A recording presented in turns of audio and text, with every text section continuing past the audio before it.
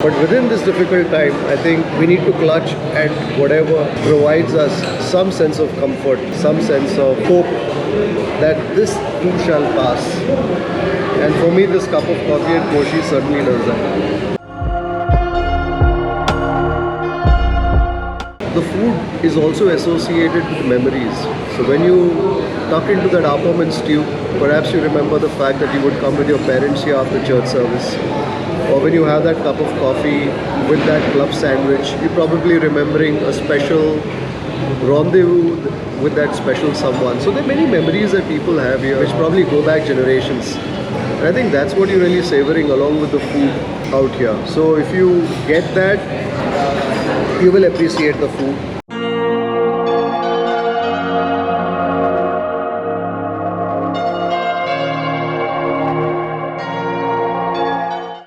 Been seeing you on YouTube, following your posts, Okay. and it's good to meet you, sir. Thank you very much, sir. And all the best. See you. Bye. I stepped out this morning to go to church, and I arrived at church, but only to find that the services have been suspended this month, of course owing to the current situation. So I decided to venture out next door to Koshi's and just grab a cup of coffee.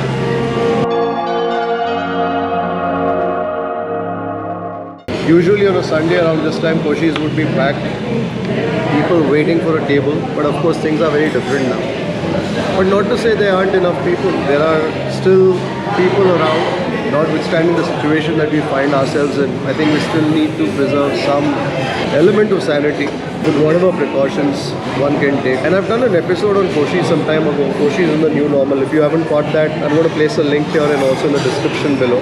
So as you walk in, you have temperature checks, there's the sanitization. Every alternate table is kept vacant, so there's enough social distancing between the guests.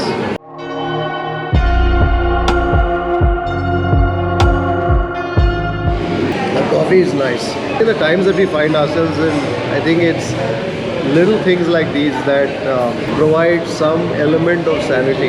Because times are difficult, there's no doubt about that. I think it's going to be this way for some time at least. But within this difficult time, I think we need to clutch at whatever provides us some sense of comfort, some sense of hope that this too shall pass. And for me, this cup of coffee at Koshi certainly does that. Koshi is one of those institutions that connects you back to old Bengaluru. So I feel that sometimes if you aren't somebody who's been in Bengaluru for a while, I think you may not appreciate it as much. We have a couple of videos on Koshis. One, of course, in the good old days and one in the new normal. It feels strange saying that nobody uses that term anymore. I guess people have just begun to accept the fact that this is what life will be, at least for the next year or so. So every once in a while I get a comment from people, I suppose, who are new to Koshi's, new to Bengaluru, who may not appreciate the experience here in the manner that most people that I see around here, people who've been for a while, do.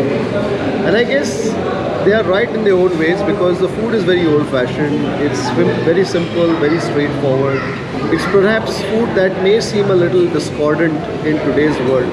But then for people who come here, the food is also associated with memories. So when you tuck into that appam and stew, perhaps you remember the fact that you would come with your parents here after church service. Or when you have that cup of coffee with that club sandwich, you're probably remembering a special rendezvous with that special someone. So there are many memories that people have here which probably go back generations. And I think that's what you're really savoring along with the food out here. So if you get that, you will appreciate the food. Let me put it this way, when you come to Koshi's, it's not just about the food, but it's also about a sense of history, which is what this place provides. So it's food, but it's also food that takes you back. The bakery is closed today. Will that be open? Holiday there also. So Sunday it's closed. I was hoping to pick up some bread from the bakery, but turns out they closed on Sunday for the Sabbath, I suppose. I'm hoping that things get better sooner than later. I'm hoping that most people are able to get themselves vaccinated, and somehow we are able to put all this behind us. I still remember when this whole situation emerged, I was in Mumbai in February of 2020. I'd gone there for a recce because I was looking at doing a Gourmet on the Road series in Maharashtra, in Mumbai to begin with. And I went there for about 2-3 days. I still remember on my flight into Mumbai, I saw a couple of people wearing masks, and we'd seen that before when other things happened in Asia. So we said, okay, fine, this too shall pass. But come March, things just changed entirely. The coffee is good, nice and strong. There's a sugar in the sugar pail, that relic of a sugar pail, but I just want to have the coffee just as is. Give me that. I'm looking at all the breakfast orders on the tables around me, and I'm quite tempted actually. I can see the toasts that are very popular here. I can see the omelets, the stuffed omelets, sandwiches. But I'm on my intermittent fasting window, and I don't want to eat something solid. So there are many who also inquire about the fact that I have coffee during my intermittent fasting window. Yes, I do. I have about half a cup of coffee every morning, but I have it with very, very less sugar. Does it break my intermittent fast? I really don't feel that it makes much of an impact on my intermittent fasting schedule, but purists may argue otherwise. Fair enough. But for me, I need that morning cup of coffee. Because, so for instance, my last meal yesterday was around 8 o'clock, when I had only fruits. I think I had 3 or 4 different varieties of fruits. I had some grape, I had some apple, pear, I had some banana, with a glass of buttermilk. It's 11:30 now in the morning. So that's roughly around 15 hours already. And it'll be another couple of hours at least before I have lunch. So I need that shot of coffee in the morning just to kind of keep me going. There are times when I don't do the coffee even in the morning, but I like to do the coffee if I can. Of course, the current protocol calls for keeping away from people, but then there is something to watching people around you enjoying their meals. I think after all, we are social animals. We're not designed to live in isolation. So I think every once in a while we yearn for the company of others around us. Even if so, just watching them enjoying life's little moments.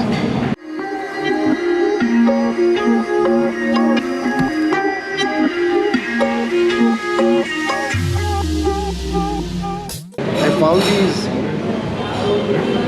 very old Ray-Bans the other day. Actually, the boss found them, Shri found them, and she was looking through some of my old stuff. They're very different from the aviators that I wear, but they have that gold rim, and that gold hasn't faded a bit, despite the fact that these are really old. If I'm not mistaken, I bought these in 1994 or 95. So it's about 27, 28 years old already. And like they say, old is gold, and this Ray-Ban is quite literally that.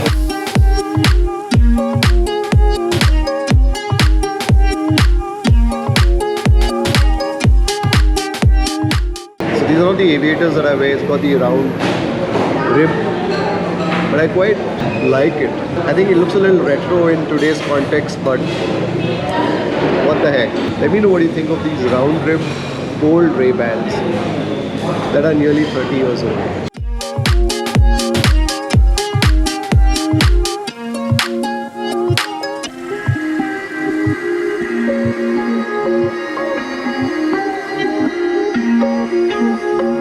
Well, that was nice. I set out to go to church. Church is closed, but I found some comfort in that cup of coffee in Koshi's. So I think that's it for this short conversation over coffee vlog. I hope you found it interesting. Until the next time, take care, stay safe. Bye-bye. Let me know what you thought of it in the comments below. This short conversation over coffee / philosophizing vlog, whether you'd like to see more of these random sort of recordings as well. It's always nice to know what people are thinking, what viewers are thinking. Take care, stay safe. Bye-bye.